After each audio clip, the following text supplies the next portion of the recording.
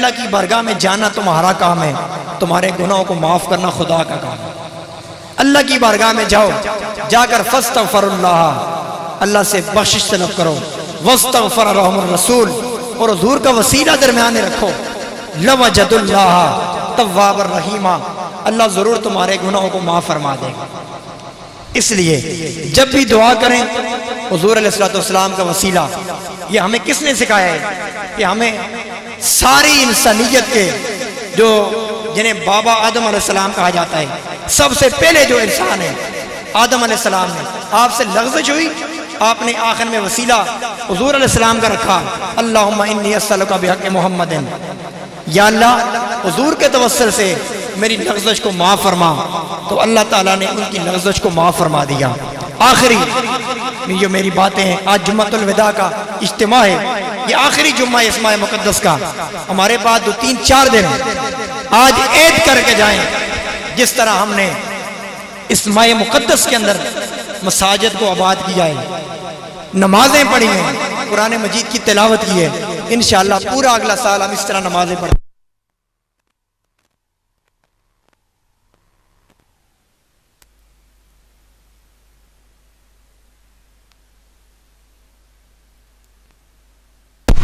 یہ عید کریں، کیونکہ انسان کا کام ہے کوشش کرنا، باقی جسے اللہ توفیق دیتا ہے وہی اچھے کام کرتا ہے۔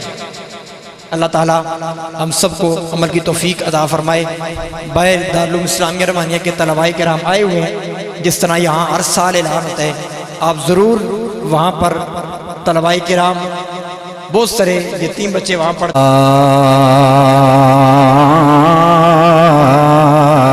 رب العالمین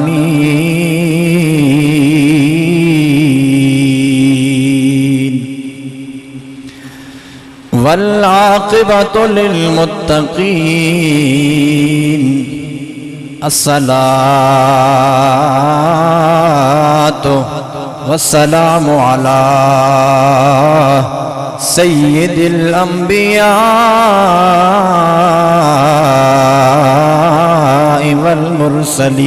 والمرسلین وعلى آلہ واصحابہ وازواجہ واہل بیتہ اجمعین، اما بعد فاعوذ باللہ السمیع العلیم من الشیطان اللعین الرجیم، بسم اللہ الرحمن الرحیم، ولو انہم اذ ظلموا انفسہم جاؤوک فاستغفروا اللہ واستغفر لهم الرسول لوجدوا اللہ توابا رحیما،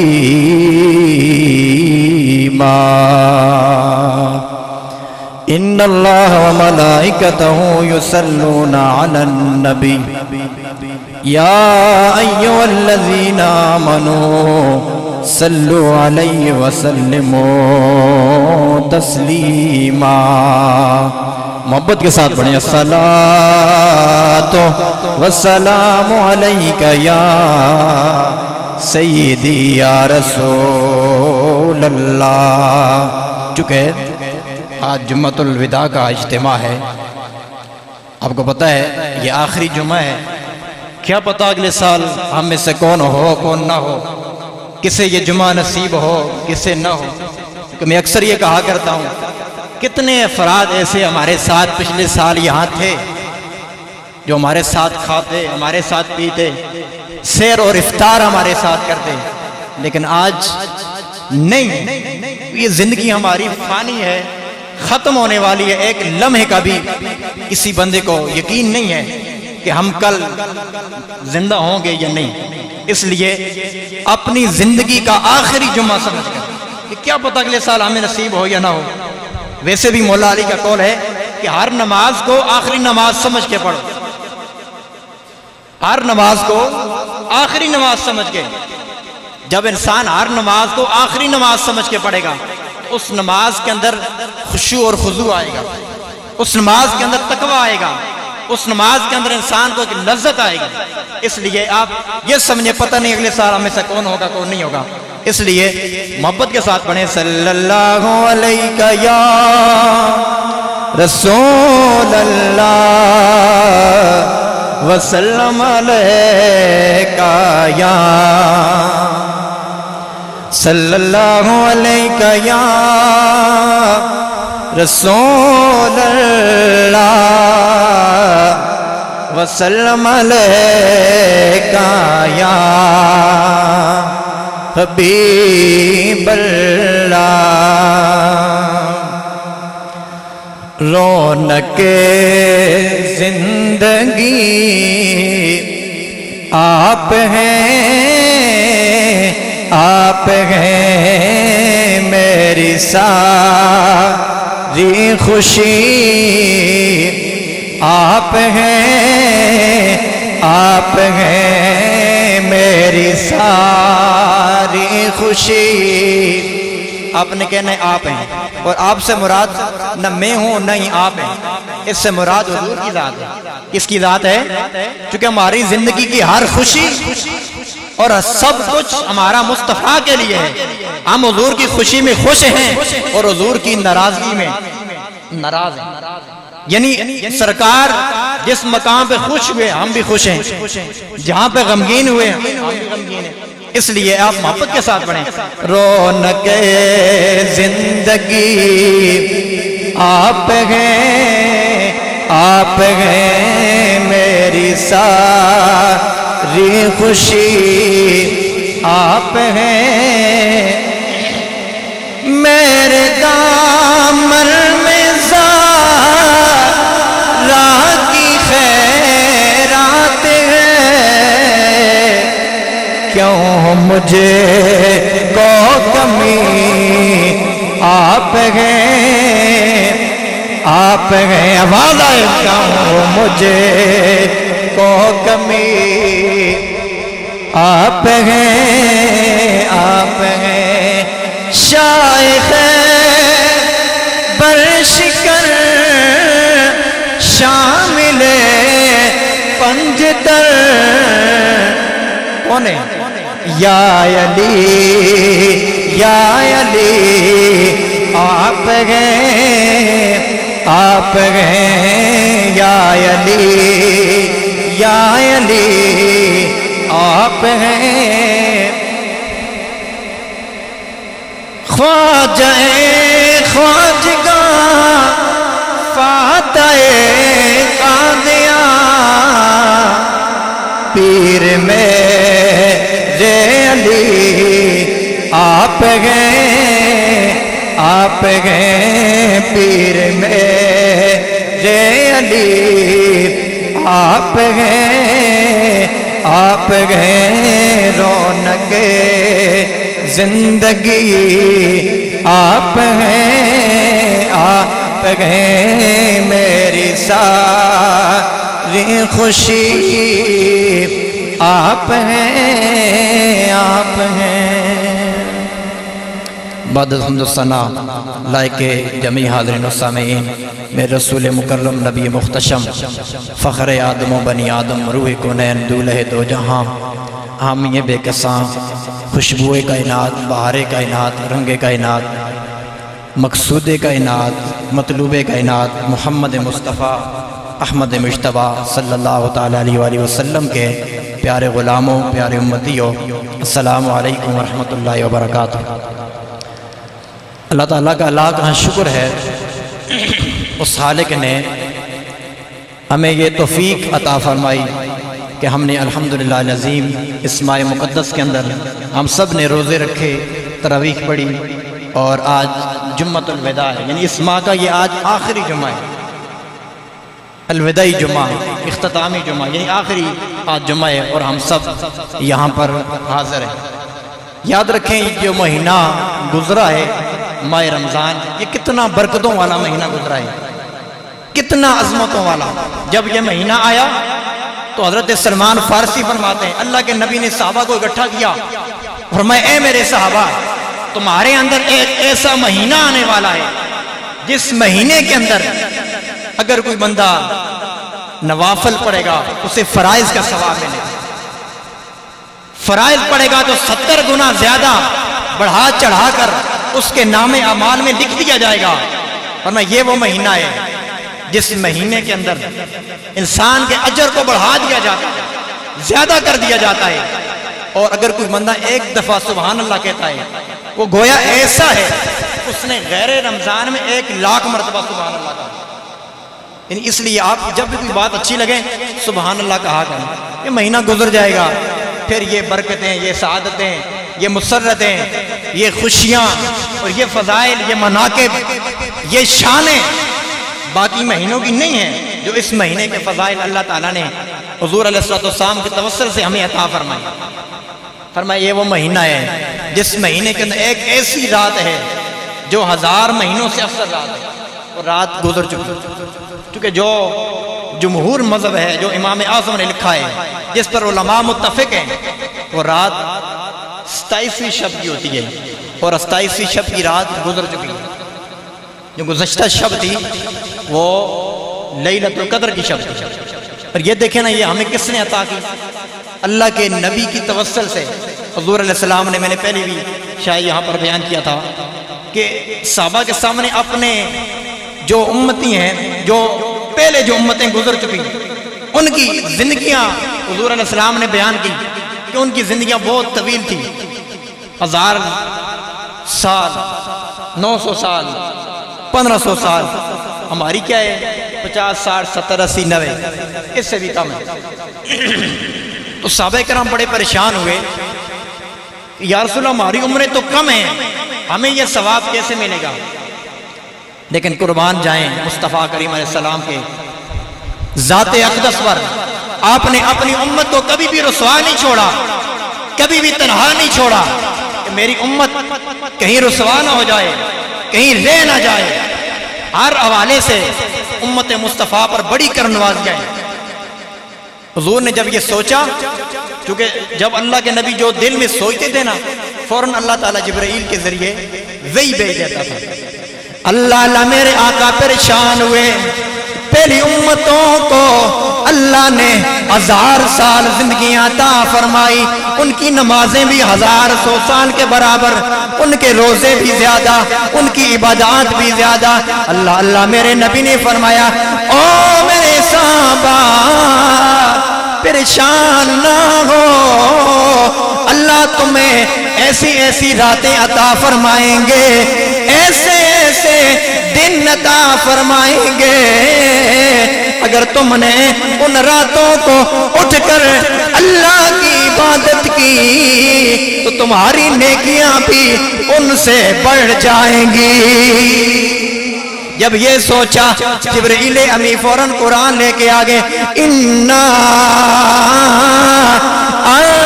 انزلناہ فی لیلۃ القدر وما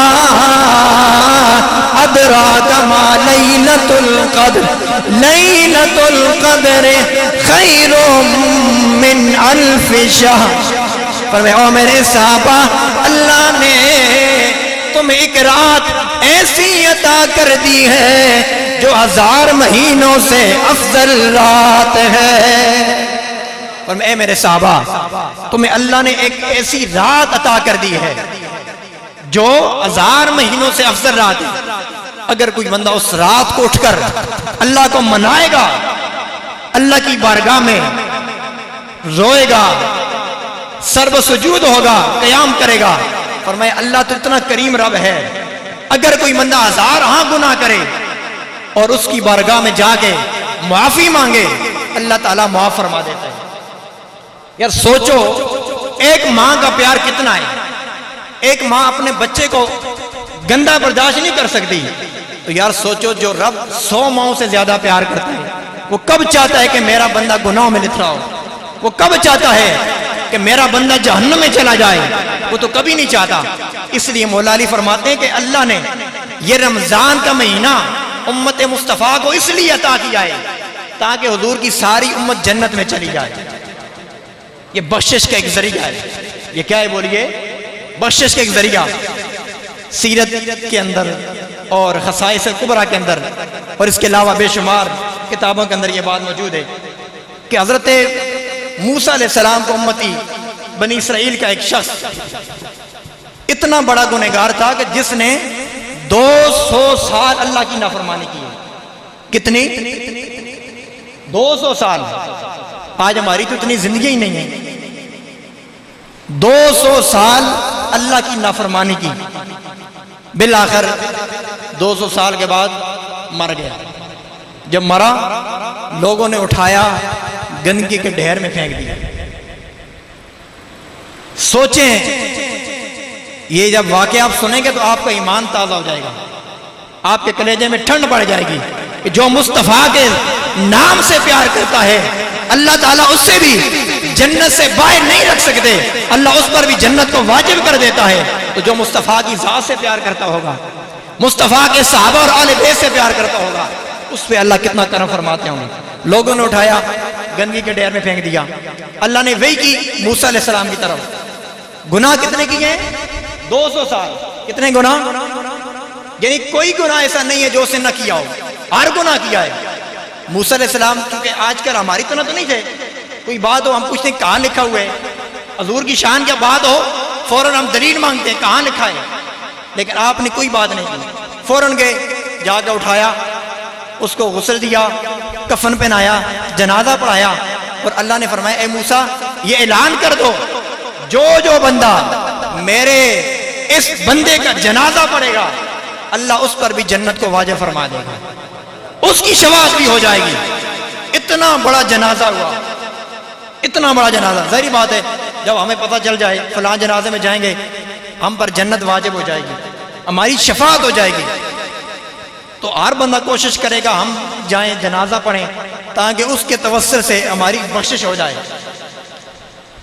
سب عوام کا جمع غفیر ہے.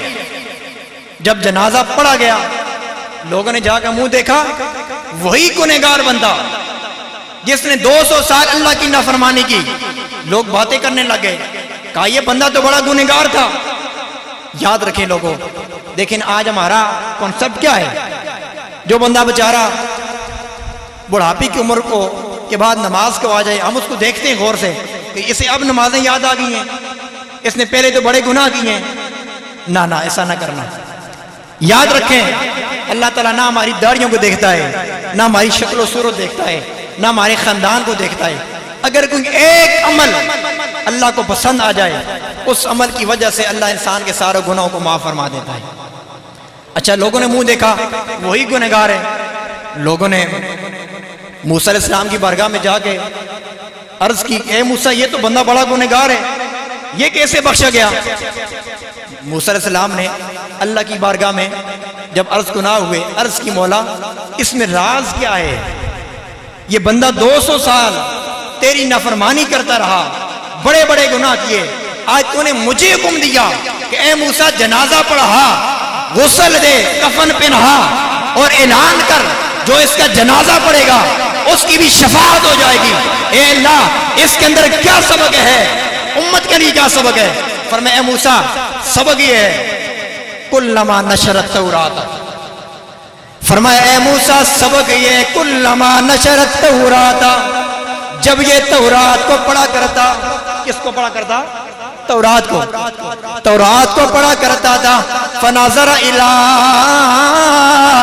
اسم ابی محمد, جب یہ میرے سونے محمد کے نام کو دیکھتا, جب یہ میرے سونے محمد کے نام کو دیکھتا, فقبلہو ثم صلی علیہ, نام کو دیکھ کر چوم کر آنکھوں سے لگاتا اور اس کے بعد میرے نبی پر درود و سلام پڑھا کرتا تھا.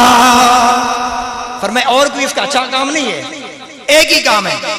جب یہ تورات کو کھولتا فنظر الی اسم ابی محمد صلی اللہ علیہ وسلم, حضور کے نام نامی اسم گرامی کو دیکھتا, کیا کرتا؟ فقبلہ, اس کو چومتا. آنکھوں کے ساتھ لگاتا اور ثم صلی علیہ حضور علیہ السلام کی ذات پر درود السلام پڑھتا. فرمایا یہ عمل اللہ کہتا ہے یہ عمل اس کا انگوٹھی چومنے والا اور مصطفیٰ کا نام چوم کر آنکھوں سے لگانے والا اور درود السلام پڑھنے والا، فرمایا مجھے اتنا پسند آیا، فرمایا میں نے اس کے سارے 200 سالہ گناہوں کو معاف کر کے اس پر جنت کو واجب کر دیا ہے. فرمایا میں نے اس کے 200 سالہ گناہوں کو کیا کر دیا؟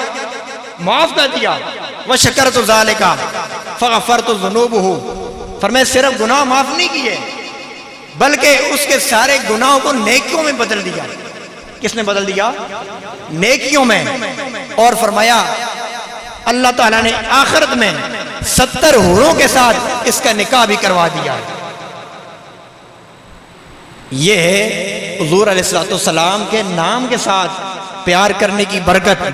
سوچیں یار، جو بندہ حضور کے نام سے پیار کرے، حضور کا نام سن کر انگوٹھی چوم کے آنکھوں سے لگائے، درود و سلام پڑھے، گنہگار بھی 200 سالہ ہو، 50 سالہ نہیں، 100 سالہ نہیں، 1000 150 200 سالہ گنہگار، اور گناہ بھی سارے گناہ کیے، لیکن جب حضور کے نام کے ساتھ پیار کیا، ادب اور احترام کیا. لوگوں یاد رکھو آج ہم کتنے بد نصیب ہیں. اگر کوئی بندہ حضور کا نام چومے ہم شرک کا فتویٰ لگا دیتے ہیں، ہم اسے مشرک کہہ دیتے ہیں. یار سوچیں کہ ہم کتنا بڑا جرم کر رہے ہیں. کیا یہ روایات ہمارے سامنے نہیں ہیں کہ جس نے مصطفیٰ کے نام سے پیار کیا اللہ نے اس پہ جنت کو واجب کر دیا؟ تعظیم جس نے کی ہے محمد کے نام کی، تعظیم جس نے کی ہے محمد کے نام کی، اللہ نے اسے پہ آتش دوزخ حرام کی. خود سوچیں لوگوں، اگر کوئی بندہ مصطفیٰ کے نام سے پیار کرے، اللہ کے نبی کے نام کو سن کر انگوٹھے چوم کر آنکھوں سے لگائے، اللہ اس پہ اتنا کرم کرتا ہے، اسے جنت عطا کر دیتا ہے. اگر کوئی مصطفیٰ کا کلمہ پڑھنے والا، مصطفیٰ کا غلام اپنے نبی کی ذات سے پیار کرے گا، اللہ اس پہ کتنا کرم فرمائیں گے. اگر کوئی حضور کی ذات سے پیار کرے گا، کون تھا بلال حبشی، کون تھے فاروق اعظم، کون تھے دیگر صحابہ جن کو کوئی جانتا تک نہ تھا، لیکن جب سے حضور کے ہاتھ میں ہاتھ دیا کیا ہوا؟ بلال حبشی چلتے تو مدینہ میں تھے لیکن ان کے چلنے کی آواز اللہ کے نبی نے جنت میں سن لی. یہ کیا ہے؟ یہ حضور علیہ السلام کی نسبت کا اثر ہے، حضور کے ساتھ پیار کا اثر ہے. یار اگر کوئی بندہ نا حضور سے پیار کرے، خدا کی عزت کی قسم اٹھا کے آج صرف ہم کہتے ہیں داڑھی ہماری لمبی ہو، نمازیں بڑی بڑی ہم پڑھیں، بڑی بڑی تسبیحیں رکھ لیں، لیکن دل میں مصطفیٰ کا عشق نہ ہو، یہ ساری نمازیں اٹھا کر گندگی کے ڈھیر میں پھینک دی جائیں گی. یاد رکھیں نمازیں تو شیطان نے بڑی بڑی ہیں، بڑے عمل کیے ہیں، لیکن اسے مار کیوں پڑی ہے؟ اس نے حضور علیہ السلام کی توہین کی ہے، اس نے تکبر کیا ہے. اس نے کہا میں کیوں نبی کو سجدہ کروں، میں تو خلقتہ من نار و خلقتہ من طین، میں تو آگ سے پیدا کیا گیا ہوں، یہ مٹی سے پیدا کیے گئے ہیں. یعنی تکبر کیا تو اللہ نے ساری عبادتیں اٹھا کے منہ پہ مار دی. اس لیے اپنی نمازوں پہ فخر نہ کریں، اپنی تسبیح اور داڑھی اور جبے اور کپے پہ ناز نہ کریں. اگر خدا کی قسم ہمیں ناز ہے تو مصطفیٰ کی غلامی پہ ناز ہے. حضور علیہ السلام کے ساتھ اگر کوئی پتھر پیار کرے، یہ ہے نا اود پہاڑ، بڑے بڑے پہاڑ ہیں، لیکن حضور فرماتے ہیں احد جبل یحبنا ونحبہ، یہ اود پہاڑ ہے، یہ ہم سے پیار کرتے ہیں اور ہم اس سے پیار کرتے ہیں. اور حدیثوں کے اندر بقا جا اس کا ذکر ہے. اور پھر اگر کسی کافر نے بھی حضور سے پیار کیا نا، اس کو بھی اللہ نے خالی نہیں چھوڑا، دولت ایمان عطا کر کے اللہ نے جنت عطا فرما دی. سنیں نا آپ نے واقعہ، ایک یہودی کا بچہ حضور علیہ السلام کے ساتھ بڑا پیار کرتا، بڑا عشق تھا.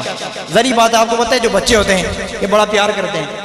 اور یہودی نے بھیجا بچے کو جاؤ بیٹا سودا لے کے آؤ. بازار میں گیا, اس کی نظر حضور علیہ السلام کے چہرے والضحیٰ پہ پڑی.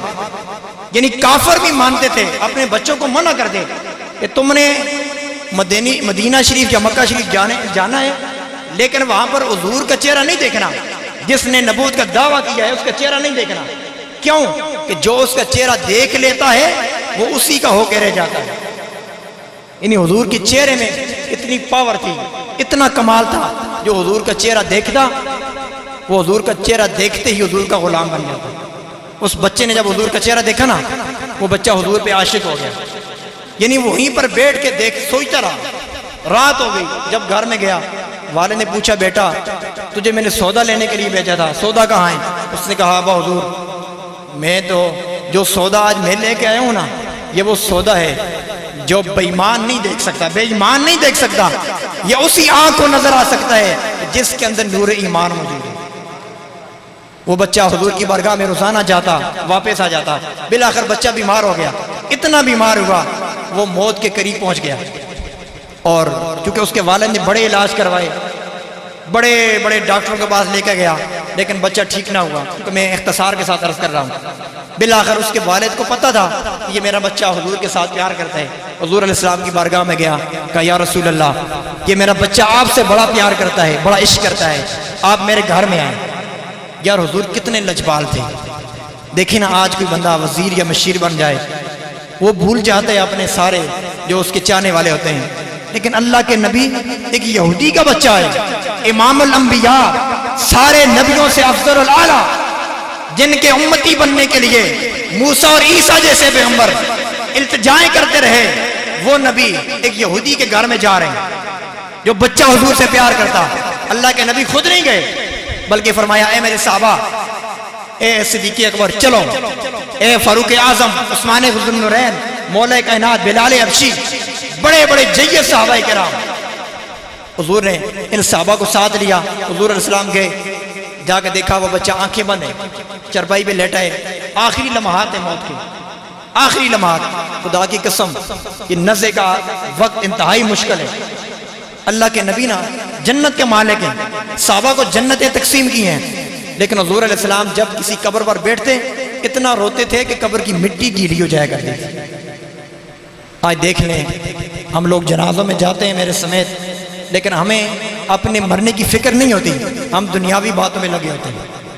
اللہ کے نبی گئے, سرانے کھڑے ہوئے, فرمایا اے بیٹا کلمہ پڑھو, کلمہ پڑھنا تمہارا کام ہے, تیری قبر کو جنت بنانا مجھ محمد کا کام ہے. اس بچے نے جب دیکھا تو اپنے, چونکہ باپ کا ایک بیٹا تھا, اکلوتا بیٹا, اس نے اپنے باپ کے چہرے پر دیکھا. باپ نے کہا میرے بیٹے کیا سوچ رہا ہے, آخری گھڑیاں ہیں, آخری لمحات ہیں, پڑھو کلمہ اور حضور علیہ السلام کی میت میں آ جاؤ, حضور کی غلامی میں آ جاؤ. کیونکہ وہ تو یہودی تھا. اس بچے نے فوراً کلمہ پڑھا. اس بچے کی زبان پہ جاری ہو گیا اشہد ان لا الہ الا اللہ وانک محمدن عبدہ ورسولہ. فرمایا میں گواہی دیتا ہوں آپ اللہ کے سچے رسول ہیں. جب یہ اس کی زبان پر کلمہ جاری ہوا, اس کی روح پرواز کر گئی, روح پرواز کر گئی. اور حضور علیہ السلام اس بچے کو جو ہی روح پرواز کی, اللہ کے نبی فرمایا الحمدللہ رب العالمین, اللہ تعالیٰ کا لاکھ شکر ہے جس نے میرے صدقے اس بچے کو جہنم سے بچا کر جنت میں داخل فرما دیا ہے. یعنی اگر حضور نہ جاتے بچہ کیسے بچتا, کیسے جنت ملتی. حضور علیہ السلام گئے, جنت مل گئی. باپ نے کہا اے اللہ کے نبی اب یہ اسلام کی امانت ہے, اب یہ ہمارا نہیں ہے, اب اس کو لے جاؤ. اور سوچیں کہ اس یہودی کا جو بچہ تھا اس کی چرپائی اٹھانے والے کون ہیں؟ جناب صدیق اکبر رضی اللہ تعالیٰ عنہ, فاروق اعظم, عثمان ذو النورین, مولا کائنات بلال حبشی.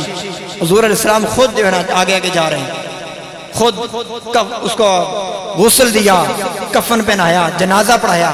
اور یار وہ کتنا خوش نصیب بچہ تھا کہ جس کی قبر میں خود مصطفیٰ کریم علیہ السلام خود اندر گئے اور قبر میں رکھا, اور حضور علیہ السلام پنجوں کے بل چل رہے تھے. کس طرح؟ پنجوں کے بل۔ بعد میں صحابہ نے پوچھا اے اللہ کے نبی آپ پنجوں کے بل کیوں چل رہے تھے؟ فرمایا اس لیے کہ اس کی قبر میں اتنے زیادہ فرشتے اور حوریں آئی ہوئی تھی اس بچے کو دیکھنے کے لیے کہ جگہ ہی نہیں تھی میں پورا پاؤں لگا کے چلوں، جگہ نہیں تھی۔ فرمایا اس لیے میں پنجوں کے بل چل رہا تھا۔ دیکھیں یہ ہے حضور علیہ السلام کے ساتھ پیار۔ حضور خود اس کی قبر میں اترے اور اس کو قبر میں رکھا۔ یار سوچے وہ بچہ کتنا خوش نصیب تھا، اس کی بخشش کے لیے یہی کافی ہے کہ اللہ کے نبی اس کی قبر میں چلے۔ اس لیے آج جمعۃ الوداع کا عظیم اجتماع ہے۔ آج سے ہر بندہ میرے سمیت یہ تہیہ کرے، اللہ کی بارگاہ میں توبہ کرے سچی، مولا اگر اس سے پہلے زندگی میں جتنے بھی ہم نے گناہ کیے ہیں مولا تم معاف فرما، کیونکہ ہمارا رب تو بڑا کریم ہے یار، کتنا کریم ہے۔ بخاری کے اندر یہ روایت ہے اور دیگر کتابوں کے اندر، ایک عورت اتنی بڑی گناہگار تھی، طرح طرح کے گناہ کیے، لیکن اس نے جب کنویں پر گئی پانی پینے کے لیے، پانی پیا، اس نے دیکھا ایک کتیا کا بچہ گارا چاٹ رہا ہے، اس نے اسے پانی پلایا۔ اللہ کو یہ ادا اتنی پسند آئی، اللہ نے سارے گناہوں کو مٹا دیا، اسے جنت عطا فرما دی۔ اس لیے اللہ تعالیٰ یہ نہیں دیکھ رہا اس کی نمازیں کتنی زیادہ ہیں، اس کے روزے کتنے زیادہ ہیں، اس کے بعد علم کتنا زیادہ ہے، بلکہ ہم جو چھوٹا سا عمل کرتے ہیں نا، چھوٹا سا عمل، یہ اگر اللہ کو پسند آ جائے انسان کی بخشش کا ذریعہ بن جائے۔ اس لیے ہمیں یہ چھوٹے چھوٹے جو عمل ہیں نا، ہمیں انہیں ہلکا نہیں سمجھنا چاہیے۔ بخاری شریف کی روایت ہے، اللہ کے نبی جلد اول الادب المفرد کے اندر حضور علیہ السلام کا گزر ہوا قبرستان سے، حضور نے دیکھا دونوں قبر والوں کو عذاب ہو رہا ہے۔ کیا ہو رہا ہے بولیے؟ عذاب ہو رہا ہے۔ حضور علیہ السلام نے صحابہ کو حکم دیا ٹہنی توڑ کے لے کے آؤ۔ صحابہ نے ٹہنی توڑ کے لائے۔ حضور علیہ السلام نے دو حصے کیے، ایک قبر پہ رکھی، دوسری پہ۔ صحابہ نے بعد میں پوچھا اے اللہ کے نبی آپ نے یہ عمل کیوں کیا ہے؟ فرمایا میں نے اس لیے کیا ہے ان دونوں کو قبر کے اندر عذاب ہو رہا تھا۔ کیا ہو رہا تھا؟ عذاب ہو رہا تھا۔ میں نے یہ اس لیے ٹہنیاں توڑ کے رکھی ہیں، جب تک یہ ٹہنیاں ہری رہیں گی، سبز رہیں گی، یہ تسبیحات پڑھتی رہیں گی، اور تسبیحات یہ پڑھیں گی اللہ تعالیٰ قبر والوں کے عذاب میں کمی لاتا رہے گا۔ اور اگلی بات، جس طرح آج جن گناہوں کو آج ہم ہلکا سمجھتے ہیں، عذاب کیوں ہو رہا تھا؟ حضور نے فرمایا اے میرے صحابہ، ان میں سے ایک بندہ منافقت کرنے والا تھا، غیبت کرنے والا تھا، اور دوسرا پیشاب کے چیٹوں سے نہیں بچتا تھا۔ کون سے دو گناہ تھے؟ ایک غیبت، منافقت، چغلی، اور دوسرا پیشاب کے قطروں سے نہیں بچتا تھا۔ فرمایا اس لیے دونوں کو عذاب ہو رہا تھا۔ آج مجھے بتائیں آپ، کیا آج ہمارے معاشرے میں غیبت نہیں ہے؟ کیا ہمارے معاشرے میں یہ گناہ نہیں پائے جاتے؟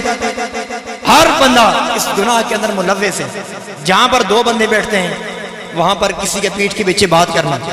اسی لیے اللہ کے نبی نے فرمایا الغیبۃ اشد من الزنا، یہ زنا سے بھی بدتر ہے۔ اور میں اس لیے اگر کوئی بندہ زنا کرتا ہے اس کے بعد سچی توبہ کرے اللہ معاف فرما دیتا ہے، اور اگر کسی کی غیبت آپ کریں گے